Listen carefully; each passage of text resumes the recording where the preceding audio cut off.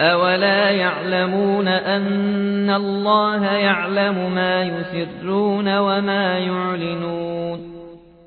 ومنهم أميون لا يعلمون الكتاب إلا أماني وإن هم إلا يظنون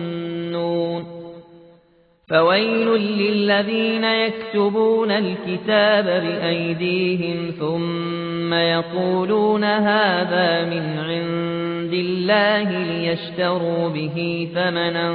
قليلا فويل لهم مما كتبت أيديهم وويل لهم مما يكسبون وقالوا لن تمسنا النار إلا أياما معدودة قل اتخذتم عند الله عهدا فلن يخلف الله عهده أم تقولون على الله ما لا تعلمون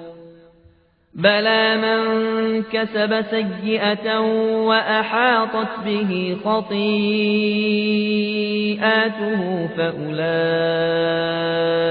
أصحاب النار هم فيها خالدون والذين آمنوا وعملوا الصالحات أولئك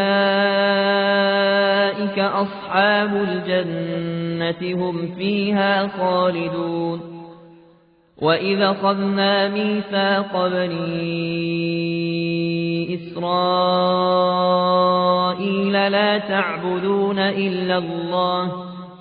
وبالوالدين إحسانا وذي القربى واليتامى والمساكين وقولوا للناس حسنا وأقيموا الصلاة وآتوا الزكاة ثم توليتم إلا قليلا منكم وأنتم معرضون